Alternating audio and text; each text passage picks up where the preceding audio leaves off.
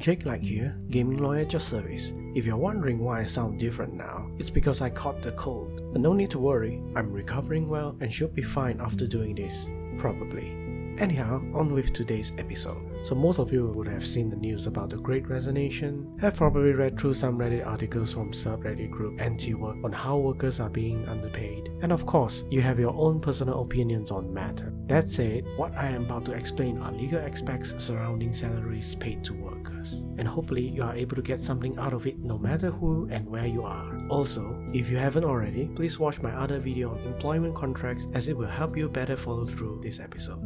And before I start, I would like to emphasize that the information provided in this video is only for education and entertainment purposes. Please seek qualified professionals to get further assistance if you notice you or someone is being underpaid. Alright, quick legal definition. Salaries, wages, or rent money so you don't get kicked out and become homeless are monies paid to you by employers for doing a job for them. They are paid at a fixed amount by the hours, days, weeks, or months. No hard rule on that. And not to scare you or anything, your employers are legally bound to do only a couple of things with your salary. Pay your salary in a timely manner, usually for monthly wages. This means on or before the 7th day of any calendar month. And make lawful deductions according to laws from your gross salary, which ranges from income taxes, retirement savings, social insurances, and even salaries paid in advance.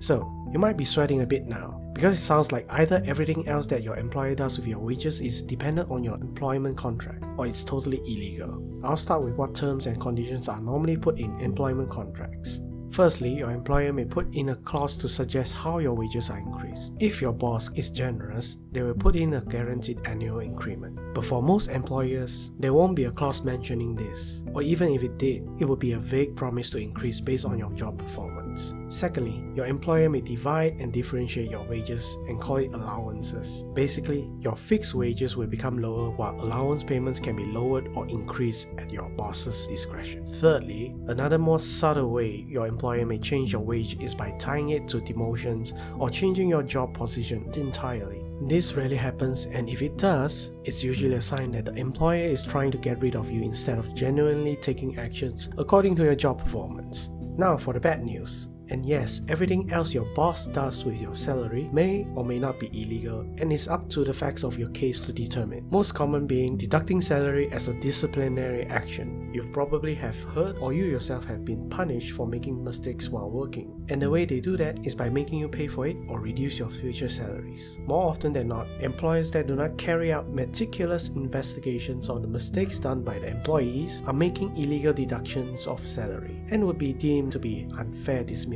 for employees. My personal opinion on this matter is that if an employer uses this as a method to penalize people, it's highly unethical, considering the fact that there are workers living paycheck to paycheck. If a business has to make the decision to cut people's salary, they aren't exactly doing well, and especially isn't being managed by competent people. Oh, firing shots now. Speaking of firing shots, guess how many people have been disciplined for talking about wages? Whoa, nice segue into this topic, which ironically is what we have been talking so much about at this point. So here comes the part where everyone has a hot take on. Good thing the dislike button is hidden, right?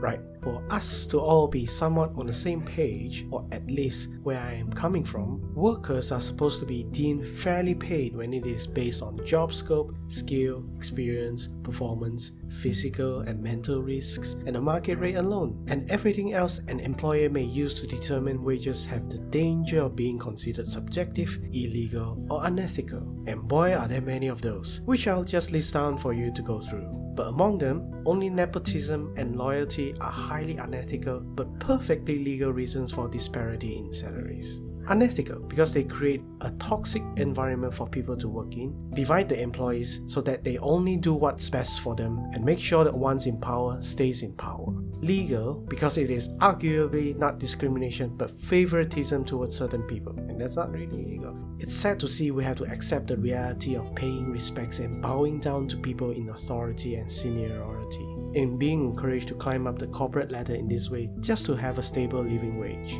So you now know what's considered as being underpaid. or at least the idea that I have presented. But before we move on, you have to ask yourself, do you really want to find out though? There's actually a lot of reasons why people wouldn't. Maybe they are comfortable and satisfied with how much they are getting paid.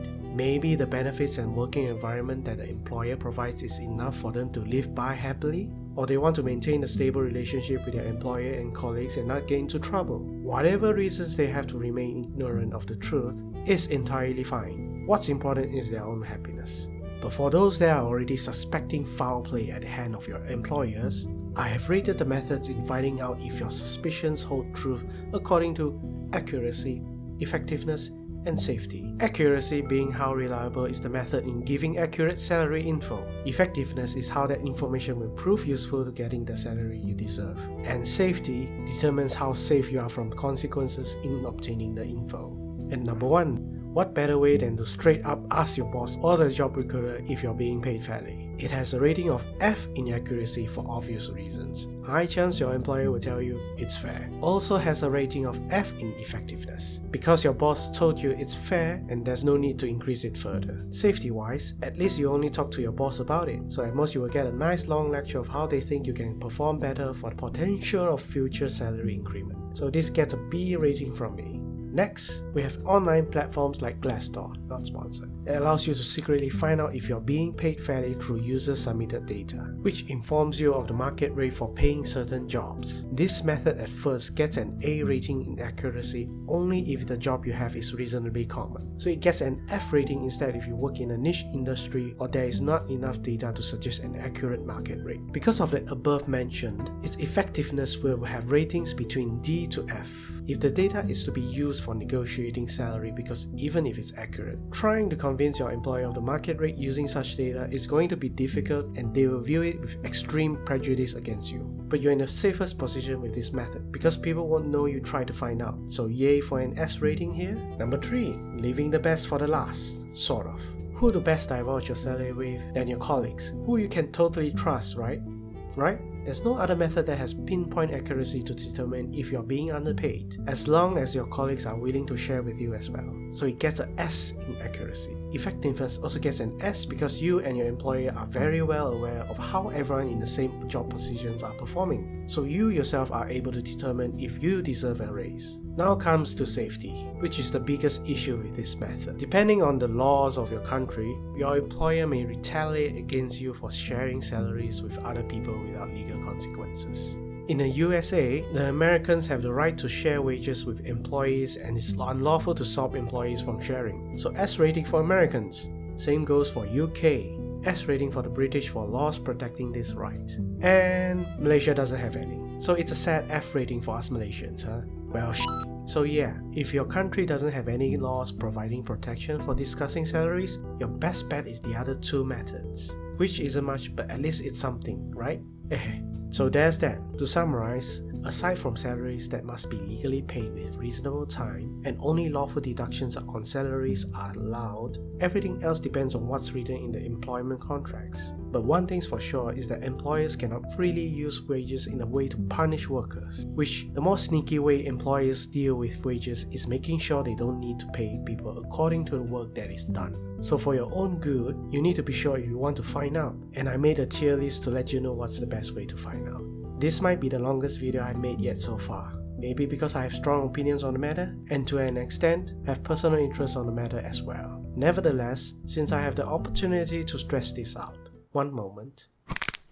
There is no reason, no ethical reason for us workers to keep our wages secret from each other. It only benefits our employees' objective of making sure they get the most profit out of our work. Whether we are overpaid, underpaid, or even unpaid, the only entity to blame for this inequality is our corporate masters. They absolutely have the power to change our circumstances, but choose not to because of greed. So I implore anyone that's watching this video, every change starts from the mind. The least we can do is to acknowledge being underpaid is wrong, and the only way for us to fight back is to unite together and demand for better pay and working environment. Thanks for watching. Well, that was a heavy topic. I hope this episode has been enlightening for some, and I hope I have managed to do some justice with it. If you have any questions or criticisms about today's lesson, please comment and let me know, or you can find me at our Discord community server, Light & Co. Gaming Aid Center. Link is in the description below. Until next time, be hopeful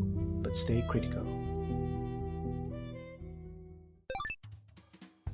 Hello, Jake Light here. Oh my god. Please seek qualified. Oh my god, can the dog stop barking? Yeah, this is why I need to record at night. You've probably have heard or you probably have heard or you should. And the way they do that is by making you pay for it and reduce your future. Oh my god. My personal opinion on this matter is that if an employer uses this considering the fact that its effective, trying to convince your employer of the market rate using such data is going to be difficult, and they will view it with extreme prejudice. My god. If the data is to be used for negotiating salary, because even if it's trying to convince your employer of the market rate using such data is going to be difficult, and they will